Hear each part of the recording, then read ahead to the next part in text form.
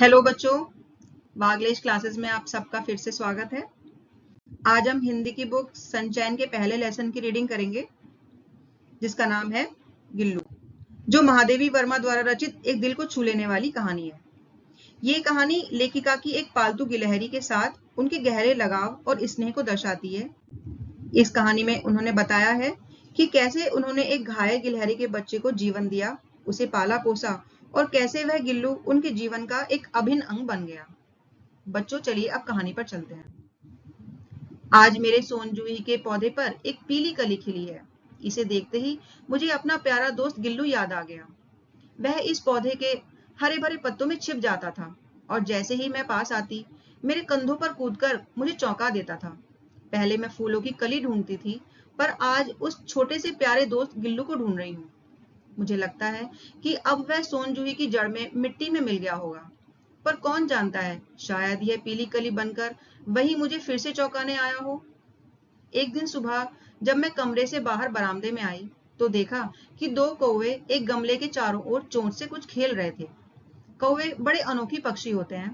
कभी कभी हम उन्हें बहुत मानते हैं और कभी बिल्कुल भी नहीं। हमारे बड़े बुजुर्ग जो अब इस दुनिया में नहीं है, गरुड़, मोर या हंस बनकर नहीं आ सकते। उन्हें पितृपक्ष में हमसे कुछ पाने के लिए कौवा बनकर ही आना पड़ता है। इतना ही नहीं, हमारे दूर रहने वाले प्यारे लोगों के आने का शुभ संदेश भी इन्हीं की कर्कश आवाज में मिलता है। दूसरी ओर हम कौवा या काव काव को बुरा मानते हैं। मैं कौवों के बारे में सोच ही रही थी कि तभी मेरी नजर गमले और दीवार के बीच छिपे एक छोटे से जीव पर पड़ी। पास जाकर देखा तो वह एक गिलहरी का छोटा बच्चा था। शायद वह अपने घोंसले से गिर गया था और कौवे उसे खाने की कोशिश कर रहे थे। कौओं की चोंच के दो जख्म उस छोटे से जीव के लिए बहुत ज्यादा थे। वह बेचारा गमले से चिपका पड़ा था, वो हिलडुल भी नहीं पा रहा था। सबने कहा कि कौवे की चोंच लगने के बाद वह बच नहीं सकता, इसे ऐसे ही छोड़ दो। पर मेरा मन नहीं माना। मैंने उसे धीरे से उठाया और अपने कमरे में ले आई। फिर रुई से उसका खून पोंछकर जख्मों पर दवा लगाई।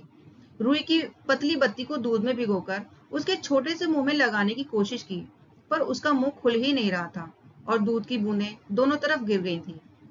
कई घंटों की कोशिश के बाद उसके मुंह में एक बूंद पानी डाल पाई। तीसरे दिन वह इतना ठीक और हिम्मत वाला हो गया कि मेरी उंगली अपने दोनों पंजों के बीच से पकड़कर नीले कांच की मोती जैसी आंखों से इधर उधर देखने लगा था। 3-4 महीने में उसके मुलायम बाल, घनी पूंछ और शरारती चमकदार आंखें सबको हैरान करने लगी।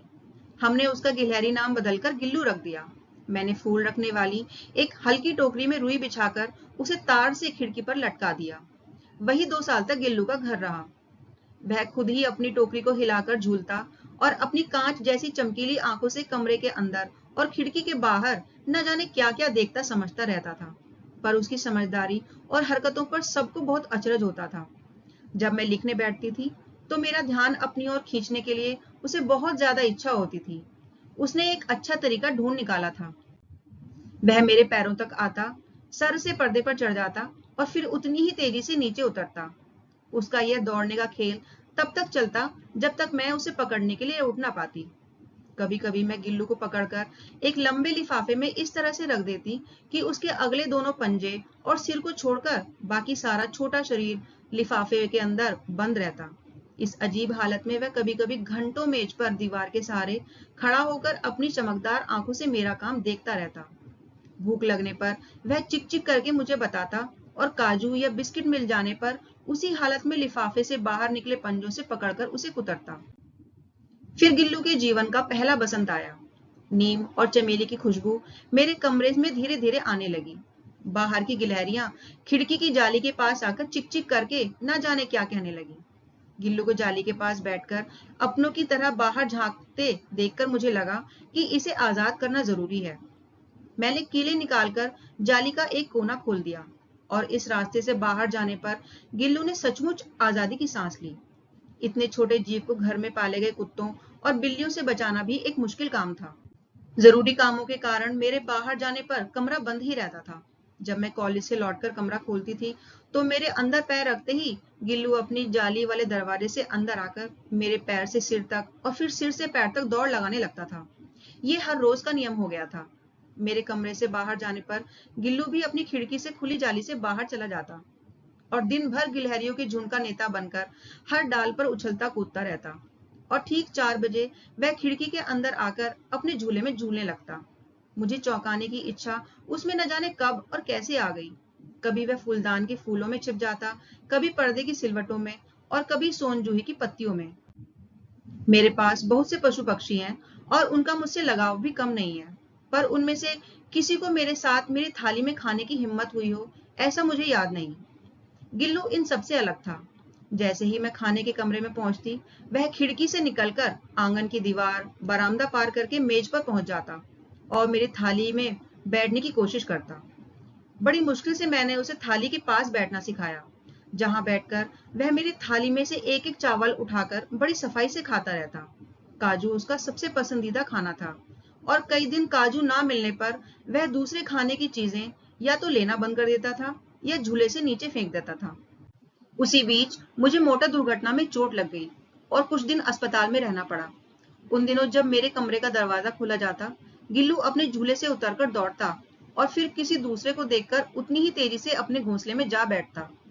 सब उसे काजू दे आते, पर जब अस्पताल से लौटकर मैंने उसकी झूले की सफाई की तो उसमें काजू भरे मिले, जिससे पता चला कि वह उन दिनों अपना पसंदीदा खाना कितना कम खा रहा था।